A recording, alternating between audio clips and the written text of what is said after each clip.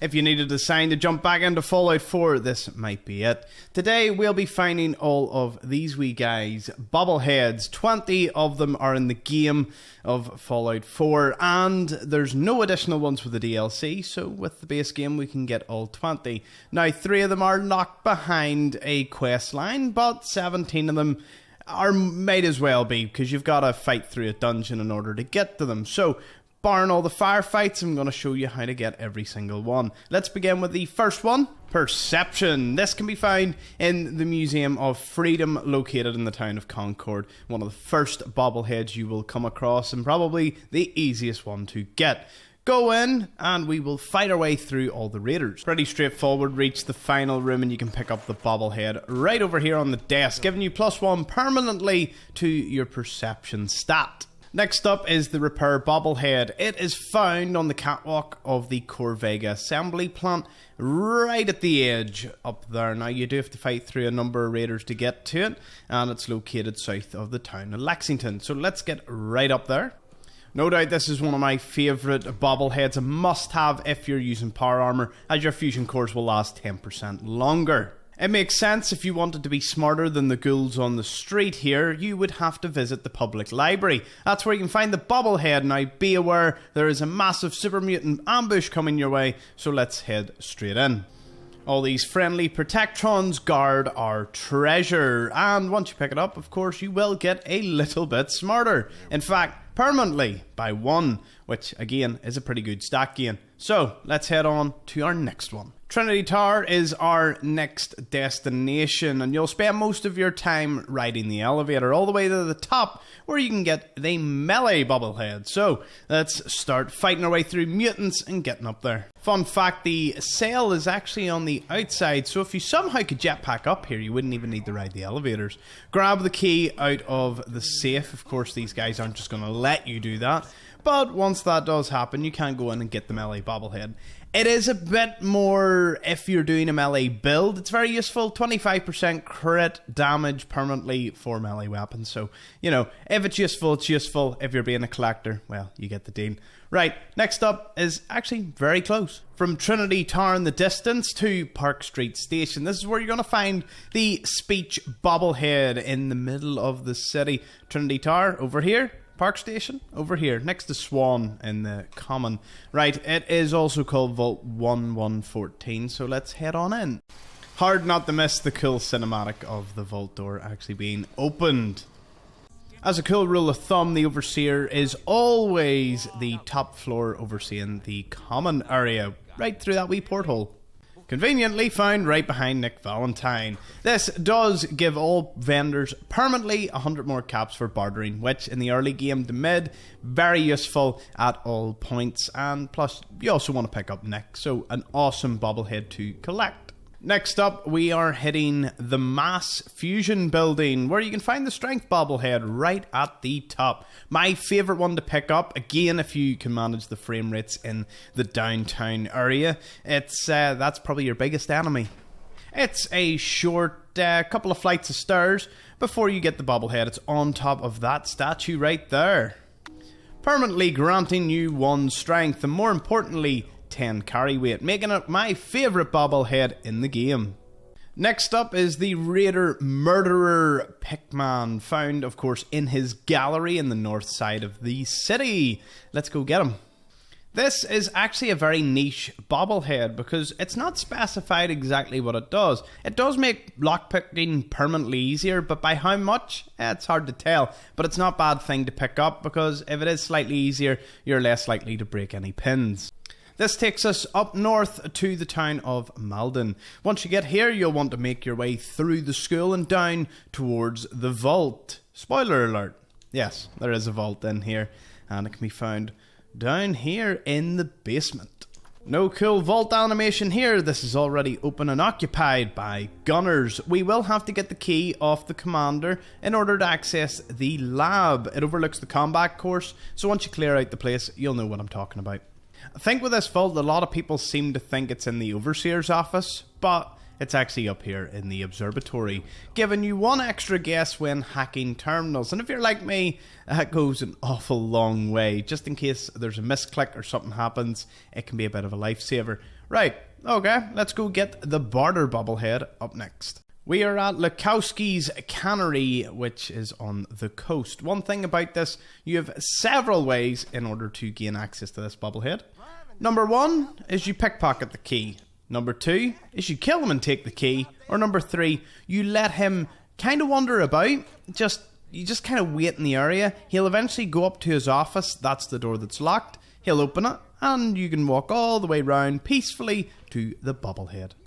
Grab yourself both the tails of a junkie vendor, get better prices, and then when you pick up the barter, you get another 5% for your prices, which again, brilliant early game, so don't forget this one.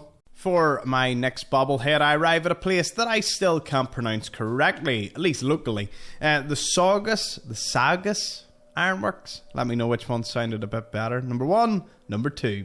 Now, this one is in the final room. Yes, another dungeon we have to fight through, and it's right behind the main boss. Let's go have a look.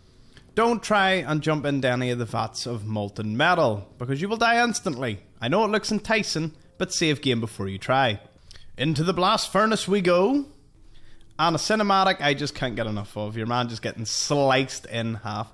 You can save him through the use of VATS and a few other techniques, which if you're that dedicated, fair play. I must actually try and save him myself. If you walk behind this boss, however, you can find the explosive bobblehead. Again, it's a bit of a niche pickup if you're doing an explosive run or you like to use those as a main weapon. Brilliant pickup, 15% extra damage. Thank you. If becoming extra sneaky is your playstyle, then Dunwich Borers is where you want to head off to next. Not too far away from the Saugus Ironworks that we were just at. And yeah, you've got to fight through a fair amount of raiders in order to get this bobblehead. And it's at the 4th station. Now, you might think I'm going to break into some lore creepypasta about this place, but I'll leave that to some other creators. Let's go find this bobblehead. Yeah, this place is just downright creepy. But once you reach Station 4, it's just after the wee hallucination you take, you will be able to pick up the bobblehead. 10% harder to detect. Not a bad pickup. Next up is the Charisma bobblehead at the Parsons State Insane Asylum. Again, another quest, so we're going to head over and do it. Somewhere you would rather not be admitted to, we're at the Parsons State Insane Asylum at the northeast corner of the map. In order to gain access, you need a key, and that requires a quest line to have started. Go to Capit House, and all will be revealed. Once you start that, come back up here. You'll gain access, and we'll be able to get this bobblehead. Once you fight the legions of raiders and finish the Cabot questline, you will enter into his office. Here, you can pick up the Charisma bobblehead. This will give you +1 permanently to that stat, which again, Charisma's not a bad thing to have. Also helps with your prices. So combine that with the barter and we're starting to get somewhere.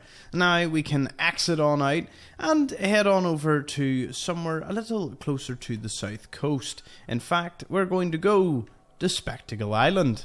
Few bobbleheads are as memorable as the Luck one. Now, I'm quite biased. It's also one of my top favourites when it comes to them, because it gives you +1 to your luck. What isn't there to love? The thing about this one is that you don't really have the luck of the Irish, because the moment you flick that switch, the moment you do...